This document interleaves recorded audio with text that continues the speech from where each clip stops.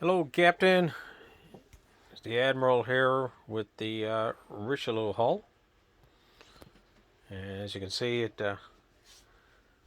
takes up quite a bit of the table. I think it's like 66 inches long. I had a measuring tape there, but only went as far as 60 inches. And it came out about as far as here. So there she is with the deck kit. Uh, the deck kit for it is really rough. It's going to take a lot of sanding there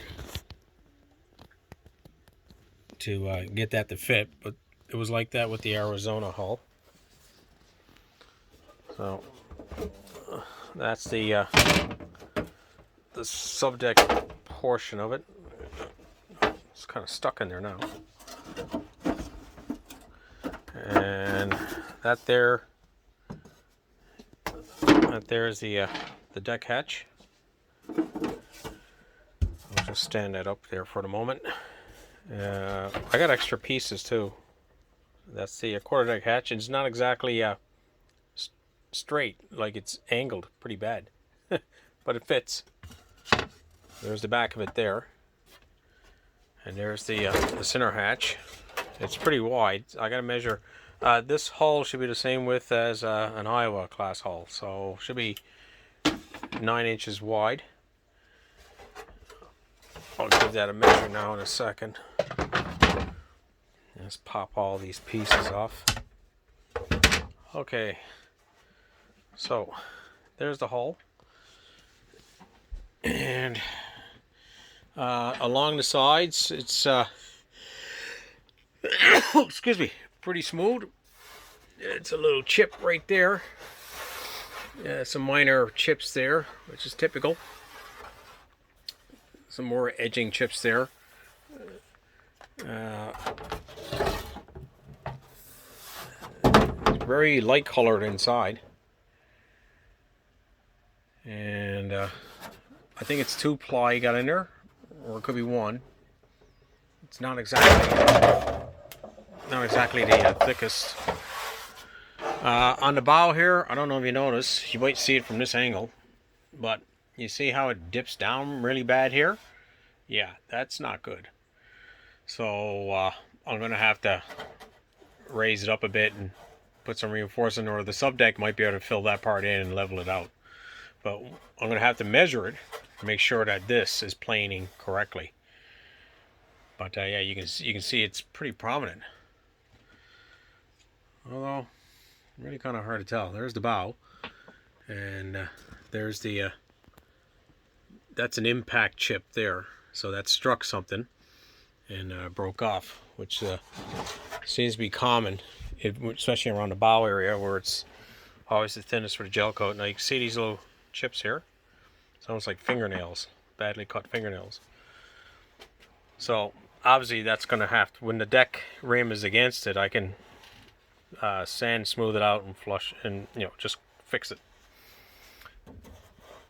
And it seems like the mold line is off center too, so I can't use that as a guide when looking down from the bow to the stern when you're lining things up, because it seemed to start off okay towards the stern, and then as you make your way towards the bow, it just went well off. Like it's like completely off. There's a bit of damage there to the bow, and there it is there. Say hi to Paul, Ozzy. Say hi to Paul. Hello, Paul. Hello. Rocket tune on the bully stick. Anyway, the flare is nice. Got a nice flare to the bow. Goes all the way back. Really nice.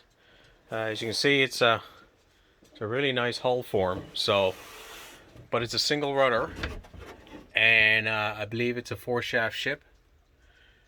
But a single rudder. But seeing the videos of the 1/100 scale models, the 3 of them, they turn well. So it is a nice turning ship. It does turn well, and it's very stable when firing. So, and like the Dunkirk, it has this step down, which means you got to build a platform out. Part of the superstructure comes out. Then you got the upper deck level. Like the Dunkirk, it has a narrow superstructure that runs along here, and then it's got that funky aft funnel and the very intricate tower, which I hope I can 3D print sections of it. Other than that, though, very pleased with it. The gel coat on the other side, as you can see, it's there's very little blemish there, just a couple of chips there. But along the edges, it's really nice. Very smooth. Just a little problem there, a little dip there. Very slight. The skegs came out really good. Not the skeg, well, the skegs for the shafts. I mean, that came out really nice. So the rudder really sits back here, so it's almost at the back there, like almost. A bit of a ridge here. This is pretty prominent here. Well, I can move the hull. That needs to be built up on the bottom, or this got to be sanded down flush. It's quite the ridge, so that's going to take a bit of sanding. I think I'll just sand it down. So there you go. There's the Richilieu hull. There's a mark there where the see that pencil line, and somehow went off to the side. But there's the flare to the bow. Yeah, there's that drop there. So too much was taken down on that end, which means I got to build that back up. Fortunately, it's a small area. So we're just inside the hull here. And it's a long hull. It's about a little shorter in Bismarck, with the width of the Iowa. So it's about, I think it's like 60. Bismarck's 68. So this one is about 66, 67 inches. So it's a good size. It's not as heavy as Bismarck, so it's in the 30 plus pound range. It should have good sea keeping qualities with this nice flare and this nice bow.